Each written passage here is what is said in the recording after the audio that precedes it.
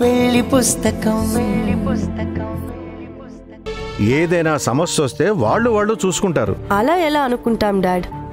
నందు మన మనిషి అని ఫీల్ అవుతున్నప్పుడు అతని సమస్యలకి పరిష్కారం కూడా ఆలోచించాలి. మన వంతు ప్రయత్నం చెయ్యాలి. కాదనడం లేదమ్మా, అభిలాష విషయంలో మాత్రం మన ప్రయత్నాలు ఫలించవు అంటున్నాను. నందు కుటుంబం అంటే విపరీతమైన గౌరవం ఉన్న సాక్షి ఒక్కసారిగా శత్రువుని చేరదీసిందే అంటే దాని వెనక చాలా బలమైన కారణం ఉంటుందనిపిస్తుంది. యా డాడ్, లాస్ట్ టైం సాక్షితో మాట్లాడినప్పటి నుంచి నేను కూడా అదే అనుకుంటున్నాను. ఆ కారణం తెలిస్తేనే కానీ ఈ సమస్యకి పరిష్కారం దొరకదు. అదేంటో కనిపెట్టాలి.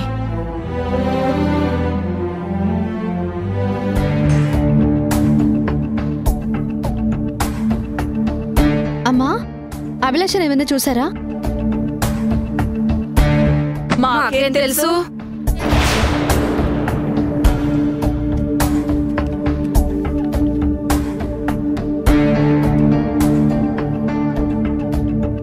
ఎక్కడికి వెళ్ళిపోయావు అభిలాష?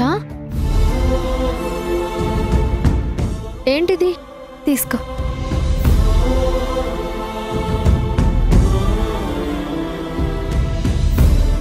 ఈ బట్టలెందుకు?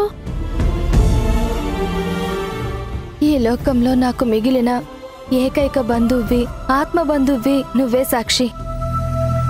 నిహారిక చెల్లి పెళ్ళుందని కార్డు ఇచ్చారు కదా, ఆ రోజు మీరిద్దరూ కొత్త బట్టలు కట్టుకుని అందంగా ఆది దంపతుల్లా వెళ్లాలని తీసుకొచ్చాను. నీకు డబ్బులెక్కడివి? ఎక్కడివో అక్కడివి. అవన్నీ ఎందుకు గాని ఈ బట్టలు తీసుకెళ్ళు. ఎందుకంటే ఎలా? కారణం తెలుసుకోవాలి కదా. కారణం తర్వాత తెలుసుకోవచ్చు, కానీ ముందవి నిజంగా కొత్తవా కాదా అని చూడు. చూసే అడుగుతున్నానమ్మా. సాక్షి పాత చీరలిస్తే కళ్ళకద్దుకుని తీసుకున్నాను. అలాంటిది నేనెందుకిస్తానండి?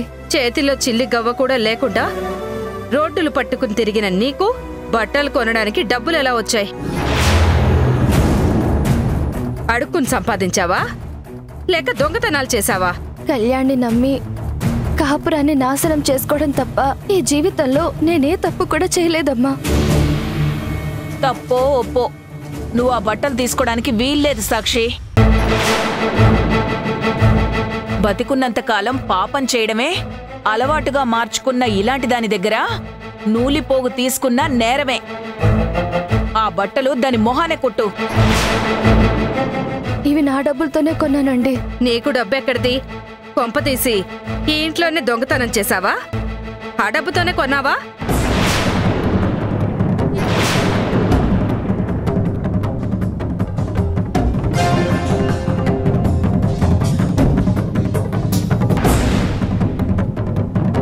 అభి, నీ వేలు కుంగరాలుండాలి కదా?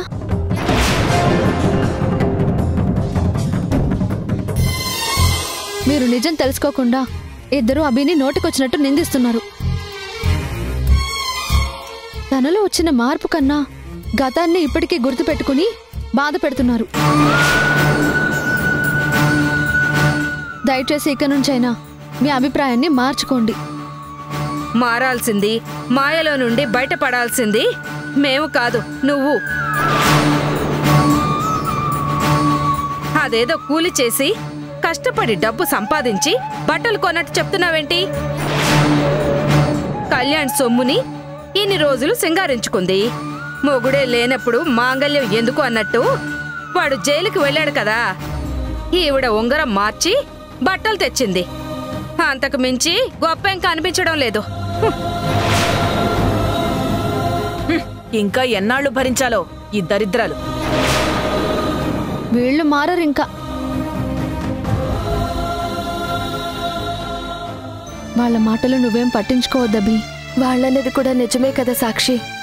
నాలాంటి నష్ట జాతకురాలు ఏమిచ్చినా పచ్చని సంసారంలో కీడులానే ఉంటుంది.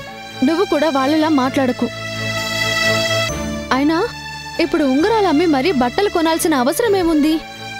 అవసరం కాదు, ఒక అక్కగా నేను చేస్తున్న చిన్న సాయం అనుకో. కట్టుకున్న చీర తప్ప నా దగ్గర ఏదీ లేని స్థితిలో నువ్వు నా కోసం వచ్చావు.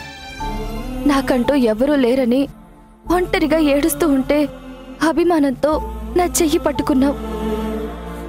అప్పుడు పట్టుకున్న చేతిని ఇప్పటి వరకు విడిచిపెట్టలేదు. నా ఒక్కదాని కోసం ఇంట్లో అందర్నీ ఎదిరెక్కిస్తున్నావు. అందరూ నన్ను తిడుతుంటే బాధగానే ఉన్నా చిన్న ఆశ ఏంటో తెలుసా?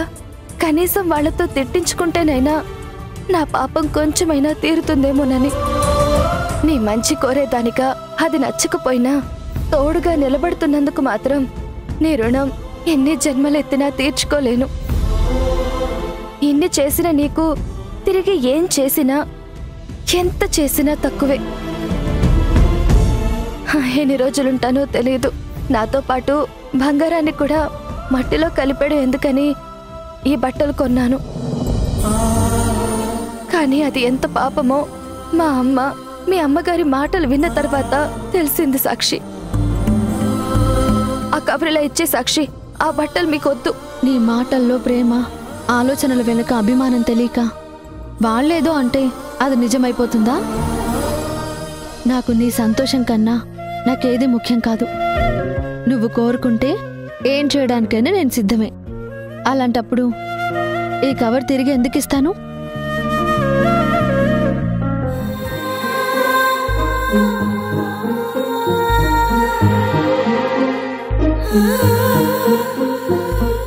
థ్యాంక్స్ సాక్షి. నన్ను అర్థం చేసుకోవడంలో నువ్వెప్పుడూ ఫెయిల్ అవ్వవు. ఇంకొక విషయం, ఈ బట్టలు నేను ఇచ్చినట్టు నందుకి చెప్పొద్దు.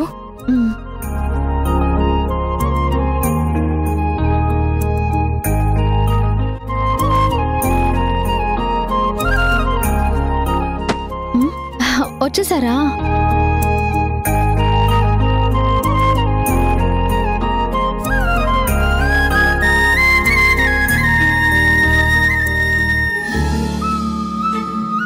ఇంకా కోపం తగ్గలేదా? మిమ్మల్ని అడుగుతున్నా, మాట్లాడరా? నేను మాట్లాడితే ఏంటి, మాట్లాడకపోతే ఏంటి? నువ్వు తీసుకొచ్చిన మనిషి ఉంది, ఆవిడ గారికి సేవలు చేస్తూ తరించిపో. ఆమె ఇక్కడికి వచ్చింది కొన్ని రోజులకే అని చెప్తున్నాను కదండి. అప్పటి వరకు కోపం లేకుండా కొంచెం ఓపిక పట్టండి. ఇంకెప్పుడు నా చీరలు కట్టుకోవద్దని, మన పనిలో ఇన్వాల్వ్ అవ్వద్దు అని అభికి నేను చెప్పాను. అన్ని చెప్పే బదులు ఇంట్లో నుంచి వెళ్ళిపోమ్మని ఒక్క మాట చెప్పొచ్చు కదా. అది మాత్రం నువ్వు చెప్పవు, నేను మాత్రం నీ మాట వినాలా? సరేనండి, మీ ఇష్టం, మీ అభిప్రాయం మీది. మీకు నచ్చినట్టే మీరు ఉండండి. ఒక నిమిషం.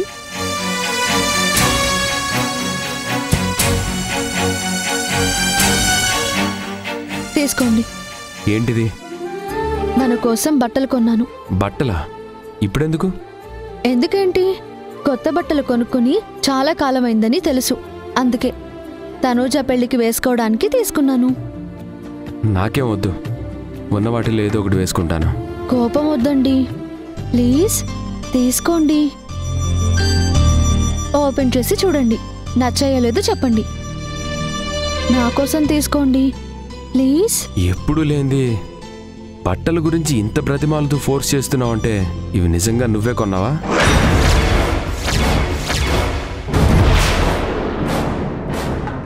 చెప్పు, ఇవి నిజంగా నువ్వు కొన్నావేనా?